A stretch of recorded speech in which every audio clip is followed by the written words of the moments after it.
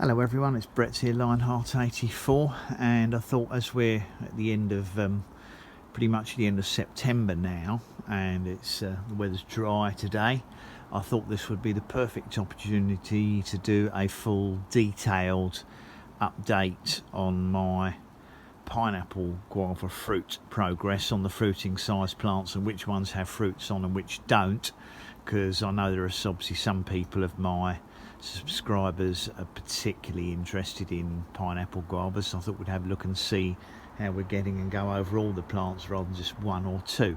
So we're going to start today with the variety that is meant to be mammoth. I always say meant to be because when you buy these and they're labelled from the nursery that supplied them, there's no 100% guarantee that they haven't mixed they weren't supplied the plants incorrectly labelled, or they haven't been mixed up at some stage, had the cuttings mixed up, batches incorrectly labelled, because you cannot easily sell these plants apart. The plants basically look near identical. The only one that varies a bit is my seedling one, which I'll show you in a minute, but all of my other name varieties look pretty much the same in terms of leaf shape and appearance.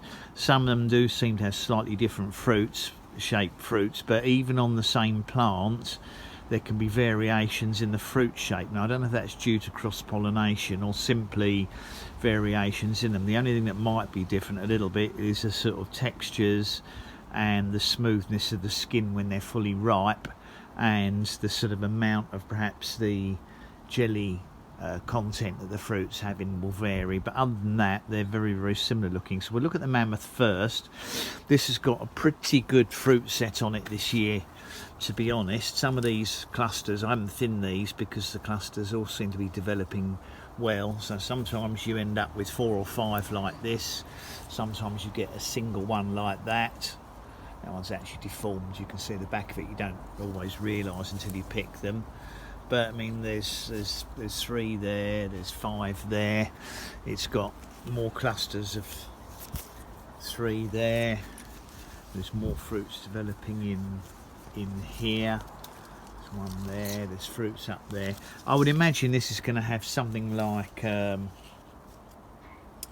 probably a good 20 fruit on it, maybe more, and they look as if they're going to be a good size here because they've got about another month's development here before they start to ripen and drop off. So I'm quite pleased with the progress. The mammoth in particular, this one in ground, is doing really, really well, and I'm obviously getting short of any horrendous issues suddenly cropping up. This one should give me a good fruit crop. Now, the reason I was talking about difference in leaves, you can see these are quite sort of a nice oval leaf with a sort of a hint of a grey on them. Now this is my unnamed seedling one, as far as I know, next to it, and this is a very different plant to the others. The leaves tend to be a much more if you like, a green, like a darker green colour with less of the grey, less of the sort of grey sheen over the top of them.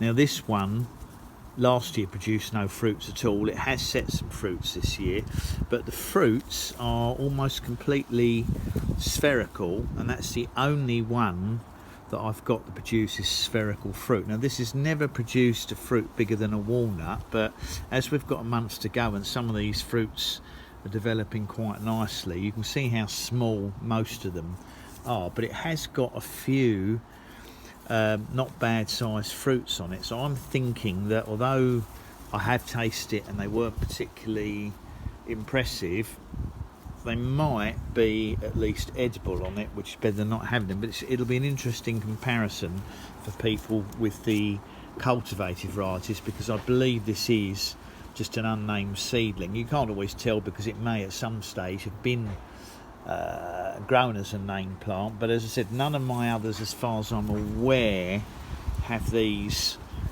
spherical fruits, so it certainly doesn't appear to be the same as any of my named ones, unless I've got a named one that hasn't fruited yet, with which there are a couple, and that happens to have round fruits. So that's my unnamed plant. It's about the same height as the mammoth because I keep them about similar.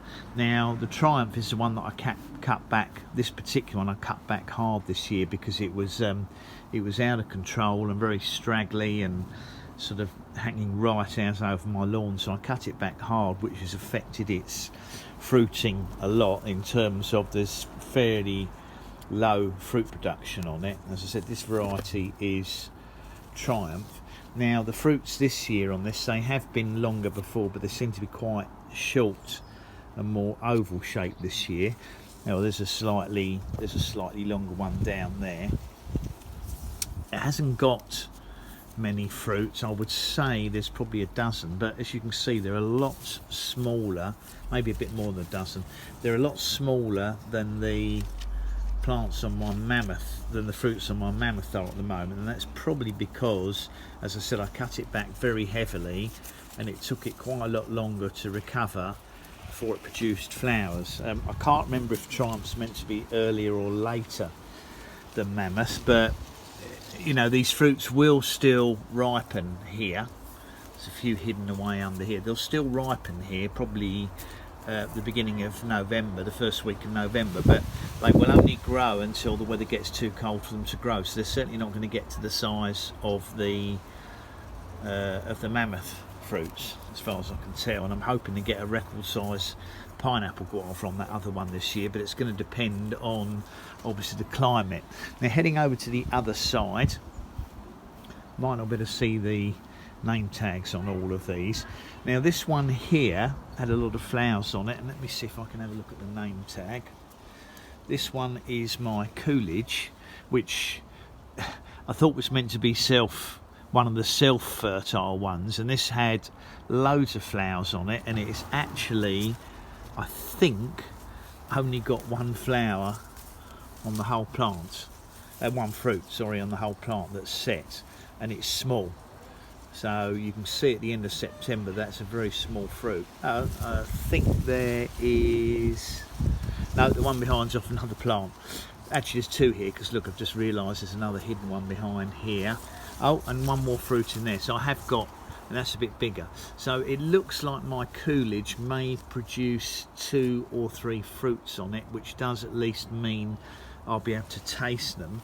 Now the one behind, which you can probably just about see, that also has a couple of fruits on it. That one is Apollo. I haven't had an Apollo fruit before, I don't think. Let's see if I'm getting a bit closer. And that looks like quite an ovally shaped, almost a teardrop shaped fruit. So that I think will be my first Apollo fruits if they ripen as well. So again, the Apollo was covered in flowers, but only seems to have set 1 or 2 fruits for whatever reason. I don't know what that should be. I think there's another one up there, but it looks very small. Yeah, there's another fruit there on the Apollo. Again, it looks very small. Now this one here is my Marion. Now interestingly, talking about round fruits, this Marion looks like it might have round fruit, so it does make you wonder if that other plant could be a Marion, but it's highly unlikely because Marion's pretty much impossible to buy in the UK, and also this has got much smaller silvery leaves, although actually these look more, sometimes it could just be where the plant is growing that affects how the leaves look or the soil mix, but this has got quite good fruit set on it, but the fruits don't look any bigger than my seedling one at the moment. Now obviously we won't know until the months has gone by, but it does look as it's going to give me some edible fruits, and we'll obviously just have to wait and see how big they get. But if they get to an egg shape, egg size, that will still be fine. Now if I walk round the back here, let's go and have a look at my the ones that I can get to round the back. Now again, this is another one I believe hasn't got any flowers on it. This one here is this is Unique, which again I think was another one that was meant to be self-fertile, and it's got 1 fruit on it, and that's all it is. So I'm going to have to watch that carefully if I want to preserve that fruit and try a Unique. did have an aluminium label, a plant label. I don't know where that's disappeared. It's probably come off in the storms. I can't see it at present. But I know that one is the unique anyway, because it's still got the plastic label on, but I'll have to make up an aluminium label for it, because for whatever reason it's gone, if it hasn't gone missing, I can't see it. But it's only got one fruit on it. As I said, it's more of, again, an oval shaped one, so we'll see what happens. Now the one next to it is my Nikita, which I have been told by a couple of people wasn't a particularly good fruit setter, and yet this one appears to have set lots of fruits on it, and it's not a self-fertile one, so it's obviously been pollinated by the one next to it. So you know, you just can't tell what these plants can do. And funny enough, that hasn't got an aluminium label on it either, and I thought I'd done aluminium labels for them, but this one's got lots of fruits on it. Again, they're not very big, they're much smaller than on the Mammoth, but we have got probably another 4 to 6 weeks of fruit development to go, so I'm quite optimistic that I'm going to have edible sized fruits, because some of them aren't on a bad size at all. Plenty of rain coming at the moment, so obviously they're developing nicely in terms of they're getting plenty of hydration. So that one is my Nikita. And moving around to my last three. Now these came from Bernkoos, so still no guarantee they're labelled correctly, because they seem to be varying from other ones. The first one here is also a Triumph, and this has got some reasonable, it's got some very small fruits on it, but it's also got some slightly larger ones. Now growing them in pots does tend to restrict the size of the fruit slightly, but nevertheless we have got reasonable fruit development on this Triumph, so I'm happy with how that's going. And again, they should be edible by the end of the month. There's a few smaller ones on it that probably won't make it, but I think that that one will definitely be an edible size. You can see there's some smaller ones on there which I think might not get to an edible size, we'll see.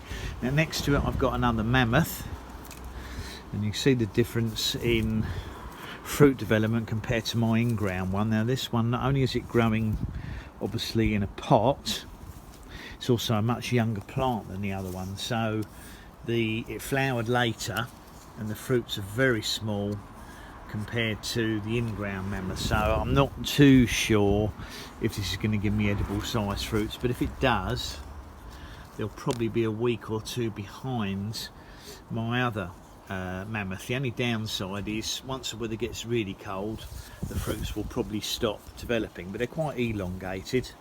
These ones were very late flowering and setting, so I'm not optimistic on those, but we'll wait and see. And finally going to the last of my pineapple guavas, this one is Gemini. Now I've actually bagged one fruit which is developing the best, because I wanted to make sure that I preserved at least one fruit and didn't get grabbed by insects or knocked off.